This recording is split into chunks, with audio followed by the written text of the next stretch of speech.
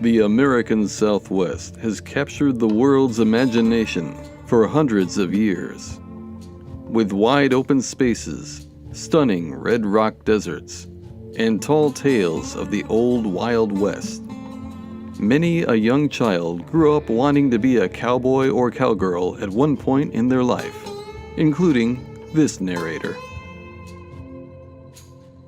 Just as the Southwest has captured the imagination of settlers, artists, and screenwriters, it has also captured the imagination of pizzaiolo from all over.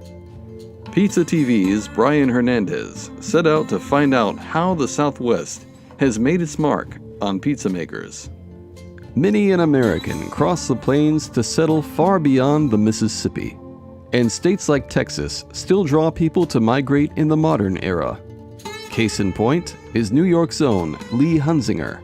After growing up on the East Coast, Lee finds himself in Dallas, working for both Zoli's New York Pizza and also at Cane Rosso, both owned by entrepreneur Jay Jerrier. Do you come from a family of pizza makers?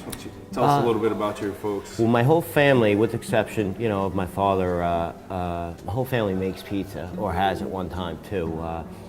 I don't think I ever really considered myself a chef for a long, long time. Working in the business, I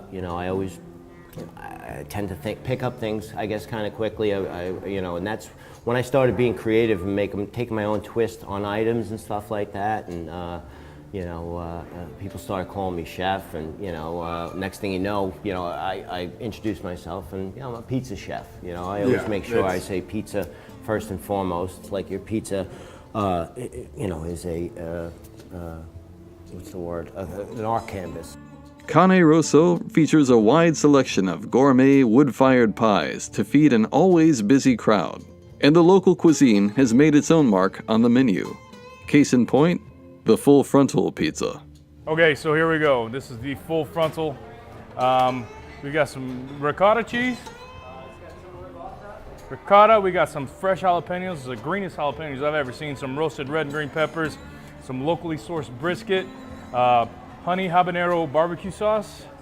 What am I missing? Some cilantro. And there are some roasted red and green peppers as well, skinless, sweet. Now is that fresh mozzarella on the bottom as well? It is, yes. All right. Latte and a touch of basil. Oh, if you were to... Hidden down. Oh, yeah, and some basil too. All right, so this is the fold and sag.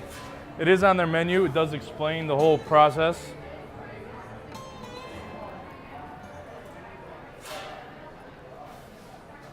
How we do, Brian? There's nothing like local Texas beef, man. This brisket, it's tender. It was just blasted at 900 degrees for about a minute, but it's still juicy and tender. The peppers are still very moist and soft. The jalapenos, they don't have a lot of kick to them, so it shouldn't be able to frighten anybody off.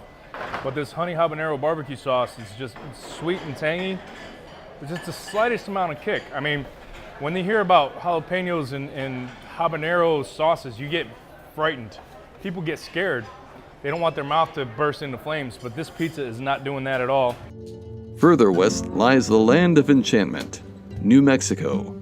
But a long drive alongside historic Route 66 leaves weary travelers in need of a resting point.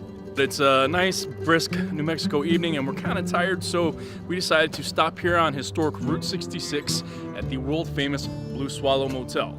So this is right on historic Route 66. It takes us off the long, straight, narrow Highway 40 that takes us all the way to Las Vegas.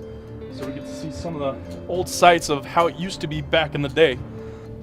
Old Model A. And it actually does run, so me and Daniel might jump in and take it for a spin a little bit later, but and an actual working rotary phone. Yes, children, this is how phones used to look.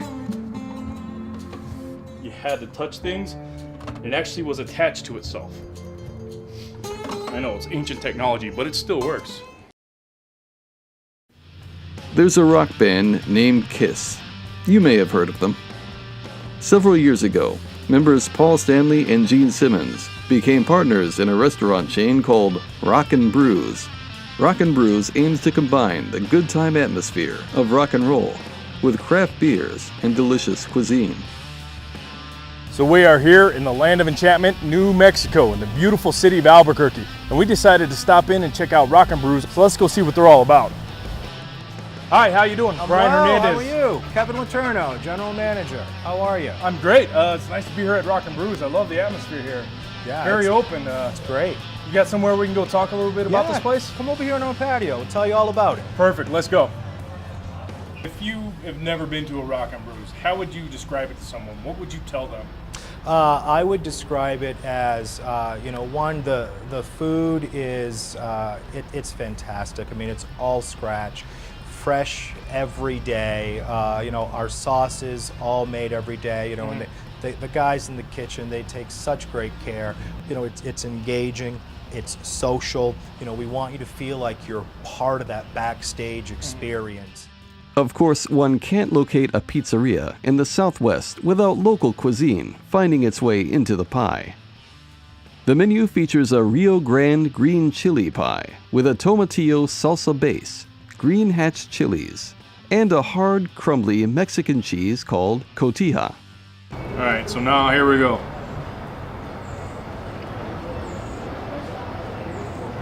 Very good. The tomatillo sauce on the bottom. It's just a very subtle base. And then, well, there it is. As Kevin said, the green hatch chilies are not hot, but they will kick you in the teeth a little bit. And they kind of creep up on you. And you got the roasted red peppers, some chicken, and red onions, and all the different blends of cheeses that they put on here. And a very soft but firm crust. All the flavors blend very well together. Nothing is overpowering the other. You get a hint of everything in every single bite you take.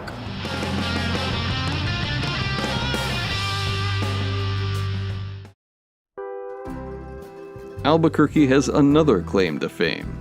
Native son Pratt Morales claims to be the inventor of what he calls New Mexican-style pizza. Morales founded Golden Crown Panaderia as a neighborhood bakery in 1972, and now runs it with his son Chris. Unlike some men his age, this octogenarian has no fear of change.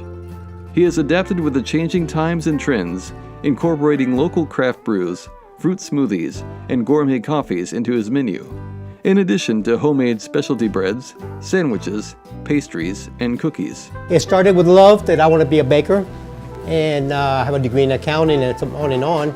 But my love for baking started the bakery. We are a New Mexican bakery, the only one in the whole state. But in the past 10 years, we have incorporated other besides baking, like the pizzas and sandwiches and things of that nature. And it's a nice, balanced neighborhood bakery. When we started, about 10 years ago, we incorporate the pizza into our menu. However, we were not aware of how to make a New York style pizza, which is so popular, Chicago pizza, Boston, California. So I told my son, let's not compete with that because we don't know what the heck we're doing. So why don't we create a New Mexican pizza? And that began our research and developing a crust that had local ingredients. We noted for 3 crusts: a New Mexico blue corn crust, a New Mexico green chili crust, and a multi-grain crust. We are one of the few in the whole country that we have been featured in most of the American magazines, publications: New York Times, Washington Post, Boston Globe, Sunset, Southwest. We've been featured twice in National Geographics. Why? Because we're offering New Mexico. Why? Because when world travelers come to a country or a state, they want to see what's local. And what's more local than cuisine of New Mexico. I have been here from over 40 years now, that I have made bread for a couple who just got married. Since then, I have made bread for their kids' wedding. Now I'm making bread for the grandkids' wedding. So we've covered 3 generations out of my 40 years that we have here. So with my energy level and how much I love what I do, this is what I tell the people. Whatever profession you have, you're going to spend so much time at it, you hope that you enjoy it. If you didn't enjoy it, you better do some changes. But if you love what you do, then your world's going to be changing. It's a lifestyle.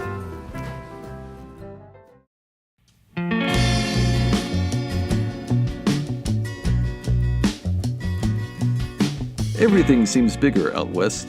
Tall tales, big skies, and yes, canyons so large the word grand just doesn't seem adequate.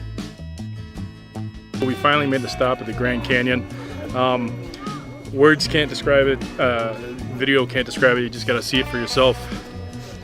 The colors are insane, and it is very deep and very big. I guess that's why they call it Grand and not just Canyon. I'm Brian Hernandez, and you're watching Pizza TV here at the Grand Canyon. Delicious is delicious wherever you live. And no matter where you're from or where you live, people will always continue looking to the American Southwest for culinary inspiration.